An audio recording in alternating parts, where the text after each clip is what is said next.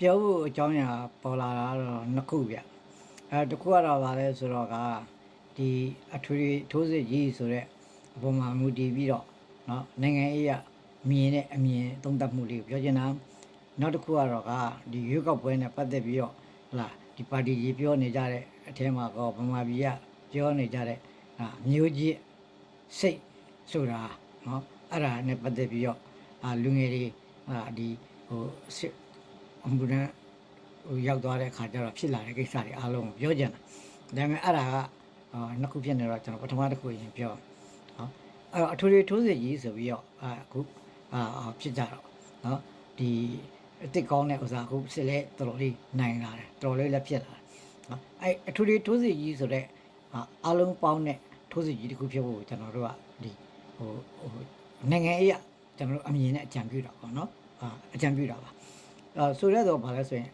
ဒီအထွေထိုးစစ်ကြီးတစ်ခုဖြစ်ဖို့အတွက်ကိုကျွန်တော်တို့ကဒီဟို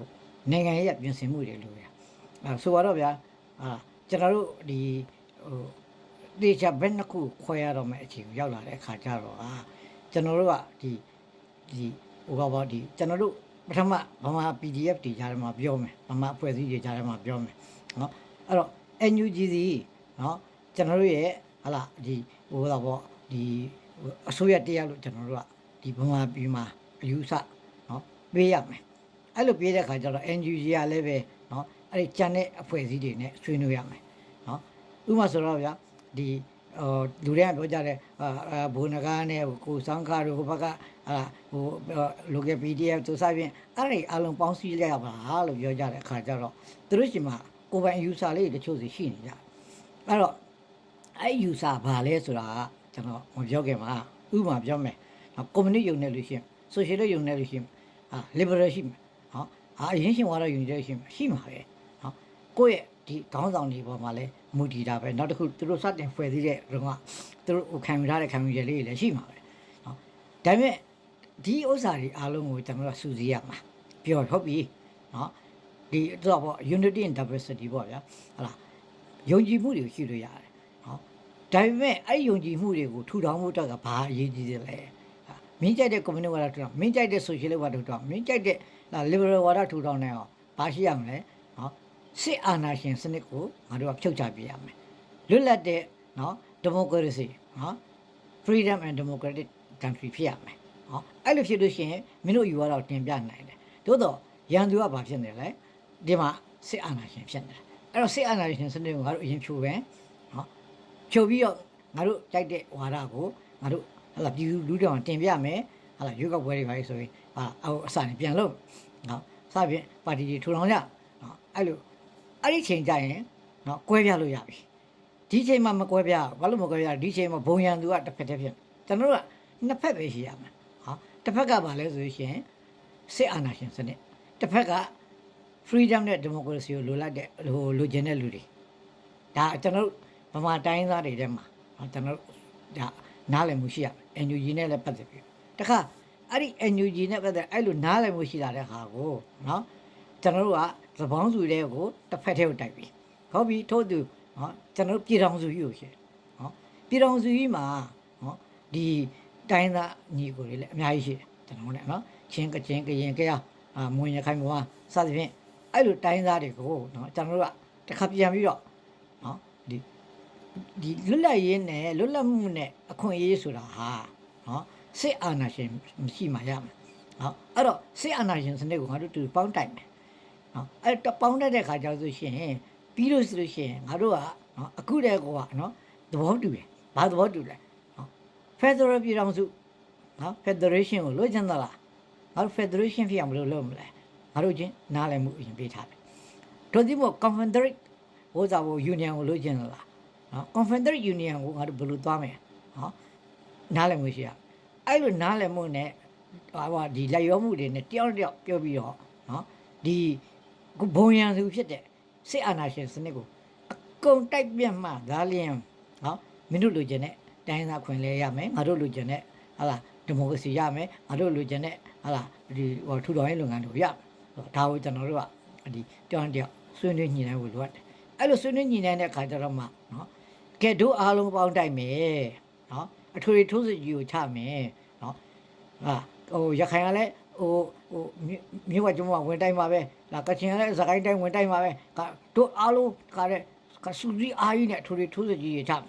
်ဗမာဒီဟို PDF ပြလဲဥပမာပေါ့ဗျာဥပမာပြောတာပါနော်ခုဘုံမော်တိုက်ပွဲလိုဟာမျိုးမှာဒါလည်းဟိုလူတရားပို့လိုက်ဒီနေရာပို့လိုက်မဟုတ်ဘူးလားငါတို့ထောင်နဲ့တောင်းနဲ့ချီပြီးအဲ့ဘုံမော်ရောက်သိမ့်ပလိုက်မယ်စသဖြင့်နော်ထိုးစစ်ကြီးတွေကိုလုပ်ရတော့မယ်ထို့တူနော်တို့ဒုက္ခပြေးနေတဲ့လေချောင်းတွေကိုလေချောင်းရံတွေကိုနော်အဲ့ကြပေါ့ဒီလေမြန်ခွင်းတွေလေရင်စီတွေနော်ဟိုလေရင်ကိုမောင်းပြေးမဲ့သူကနေစပြီးတော့လေရင်မောင်းလို့ရတဲ့အထိဖြစ်နေတဲ့ခါတွေအားလုံးကိုကျွန်တော်ဟာသူတို့ဝိုင်းရဖြတ်စည်းကြမယ်ရှိတဲ့လက်နက်တွေအားလုံးကိုစုပေါင်းသုံးကြမယ်နော်အရေးကြီးတာကအဲ့လိုအထွေထွေသဘောတူညီမှုတစ်ခုကိုနော်ဒီဟိုပေါ့ဘက်တစ်ခုကိုရသွားပြီဆိုလို့ရှိရင်နောက်ဘက်တစ်ခုကိုကျွန်တော်ကတက်ရတာလွယ်သွားတယ်နော်အဲ့တော့ဒီလိုကျွန်တော်ဖြစ်နိုင်အောင်လို့ကဘာလဲဆိုလို့ရှိရင်လာကြဟိလာပေါင်းကြဟိလာတို့သူတို့တိုက်ကြမယ်ဟဲ့ဆိုတော့သူတို့တိုက်ပြီးဘာဖြစ်မှလဲဆိုတော့မိကွန်းကအခုကျွန်တော်ပြောရပြီမရှိတော့ဘူးနော်သူတိုက်ပြီးငါတို့ဒါဖြစ်မှာဆိုတာကကျင်းတည်နေပြီနော်ကဘာလဲချပြောလို့ရထားငါတို့ဒါဖြစ်မှာပြီးရင်နော်အဲ့တော့ဟိုကျွန်တော်တို့တခါလုံးကဟို88တုန်းကအမေရိကန်မှုတာရှိတယ်နော်အဲ့ကဲဒီလိုဆိုရှင်ဘိုးကျုံနေဝင်ပြုတ်ကြသွားပြီလို့ဆိုရှင်ဘယ်သူအစိုးရတက်လို့မှလဲဥရုအစိုးရတက်လို့မှဆိုလဲဟိုအင်းရောင်လေးရရှိနော်ဒေါန်ဆန်းစုကြည်လုံးမယ်ဆိုတော့လဲအင်းရောင်လေးတွေရရှိနော်ဘာလို့ common သဘောတူထားတာဟာမရှိဘူးနော်အဲ့တော့ common သဘောတူထားနိုင်တဲ့ခါကိုကျွန်တော်ကလို့လိုက်လို့ရှိရင်နော်ခုနပြောတဲ့ဟာဟိုအတန်ကြီးလေးတွေဟိုလေးတွေပျောက်သွားပျောက်ပြီးတော့ကအေးဟုတ်တယ်ငါတို့ဒါပြီးရင်ငါတို့ဒီလိုလုပ်မယ်နော်ခိုင်မာဆိုသဘောတူထားကြမယ်ဆိုလို့ရှိရင်တော့ကျွန်တော်တို့လုပ်လို့ရနော်အဲ့တော့ဒီရှမ်းပြည်မှာရှိတဲ့ MMD တို့ဘာလို့ဘာဖြစ်တာလဲဆိုလို့ရှိရင်အဲ့ဒါပဲနော် TNL လေးတို့နော်ဝါတို့ပေါ့သူတို့ရဲ့ဒီဘက်မှာယုံကြည်မှုအားနည်းတယ်နော်ဟိုကဲလို့ရတရုတ်ကငါတို့ဖိအားပေးလာရင်တရုတ်ကငါတို့ဟိုဒီလိုဝင်ပြီးတော့ဟိုဝင်တိုက်လို့ရှိရင်ငါတို့ကဘယ်လိုလုပ်မလဲတို့တရုတ်ကလက်နက်မပေးရင်ဘယ်လိုလုပ်မလဲတို့ဒီဘက်ဆိုတာဟာမပါဘူးဖြစ်ဆိုတော့နော်အဲ့တော့ဒီဘက်မှာမင်းတို့ဒါတွေရှိတယ်လူတို့ကလည်းမင်းတို့ဒီလိုလုပ်ပေးမယ်လူတို့နဲ့လည်းငါတို့အခုပူပေါင်းပြီးဆောင်ရွက်မယ်ဆိုလို့ဟာဟိုဒီဟိုပေါ့စိတ်နှလုံးဒုံလုံးမချနိုင်ကြဘူးတို့မှာနော်အဲ့ဒါကဘာကြောင့်လဲဆိုလို့ရှိရင်တက်လုံးကဖြစ်လာတဲ့အကြောက်တရားတွေကြောင့်နော်နောက်တစ်ခုကတော့ဒီဟိုအခွင့်အရေးရယ်နော်ငါတို့တိုင်းရင်းသားဆိုတဲ့အစွဲတစ်ခုရယ်နော်ပြီးရင်ဘာဖြစ်လာမှာလဲဆိုတဲ့ဥစ္စာတွေကိုမပြတ်သားမှုတွေကြောင့်အဲ့လိုဖြစ်နေတာဒါကျွန်တော်တို့ဘက်ကဒါကိုနိုင်ငံရေးကပြပြသားသားချပြရမယ်ထားလို့ရှိတာဟာလို့ရှိတာဟာဒီငုံ၅ချက်ချထားတယ်မူ10ရက်ချထားလို့ကျွန်တော်ဖတ်ပါဟုတ်တယ်ဒါပေမဲ့အဲ့မှာမပါတာလေးအဲ့ဒါလေးပဲနော်ဟုတ်တယ်စစ်အာဏာရှင်စနစ်ပြုတ်ကြမယ်ပြုတ်ကြပြီးဘာဖြစ်မလဲဘယ်လိုလုပ်ကြမလဲဘာတွေဖြစ်လာမလဲငါတို့ဘယ်လိုခွင့်ရေးတွေငါတို့ဟိုတယောက်နားလည်ကြမလဲဆိုတာဟာကိုဟိုအတွင်းမှာပြောတာတဲ့ဗျံကိုပြောရတော့မှကျွန်တော်တို့ဟာတာဟိုက်လို့ရှိတယ်ဒါဟိုက်လို့ဖြစ်မှာနော်ဆိုတော့အဲ့ဒါကဘက်ကိုတစ်ခါဖက်ထဲဖြစ်သွားအောင်လုပ်လို့ရတယ်တိုင်းတိုင်းလည်းနားလဲပါတယ်ကျွန်တော်တို့လည်းဗမာလည်းနားလဲပါတယ်ကျွန်တော်တို့ထီထီရက်တီလို့မရဘူးဆိုတော့လူတိုင်းသိပါတယ်ဘာလို့ဆိုတော့ကြည့်ဗျာနိုင်ငံသေးသေးလေးတွေကလည်းမကို့ဘေးမှာရှိတာဘီလီယံနဲ့ချီတဲ့လူဦးရေရှိတဲ့နော်စစ်တပ်ကြီးတွေနဲ့နိုင်ငံကြီးတွေနဲ့နှစ်ခုကဂျားထဲမှာကျွန်တော်တို့နေရနော်ဥပမာတိုင်ဝမ်ကိုကြည့်သူတို့ကလုံခြုံရေးအတွက်သူတို့ကတိတ်ဒုက္ခရောက်တယ်နော်ဟုတ်လားဒီဟိုအရှိတီမောတွေပါဆိုတေးသေးလေးလုံခြုံရေးအတွက်အင်ပြန်ဒုက္ခရောက်တယ်နော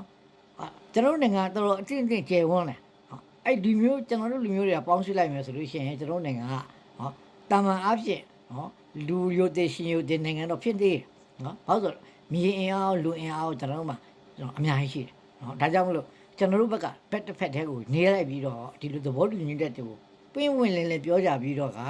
နော်ဒီဟိုးစာဟိုဒီစစ်အာဏာရှင်စနစ်ကိုကျွန်တော်တို့ကတစ်ဖက်တည်းဝိုင်းပြီးတိုက်ကြမယ်ဆိုလို့ရှိရင်တော့ကနော်2025မကြော်ပါဘူးနော်မကြော်ပါဘူးမကြခင်ပြီးသွားမှာပါနော်ဒီဥစ္စာကိုကျွန်တော်တင်ပြကြတာပါနော်အဲ့တော့ဒီကိစ္စနဲ့ပတ်သက်ပြီးတော့အရှိတဝင်းတွေအများကြီးရှိပါတယ်ကျွန်တော်တို့ဒီမှာဆွေးနွေးအောင်မယ်ပြီးရင်ကျွန်တော်ထပ်ပြီးတင်ပြပါအောင်မယ်နော်လည်းမကြတော့ကဟိုဒုတိယတစ်ခုပေါ့နော်မျိုးကြီးစိတ်တွေဘာလို့ ਨੇ အဲ့ဒါဟိုပြုတ်ပေါက်ပပန်းလေးစပြောနေတဲ့လူတွေနဲ့ကျွန်တော်လည်းရံဖြုတ်ရုံးမှာပေါ့နော်အားလုံးကျေးဇူးတင်ပါတယ်မြေသန်းလူပါနော်ပွင့်လင်းနဲ့အရှင်းလင်းပြောပြတာပါကျွန်တော်ကိုဟာဝေဖန်နိုင်ပါတယ် နော်ကြည့်ရှုနိုင်ပါတယ်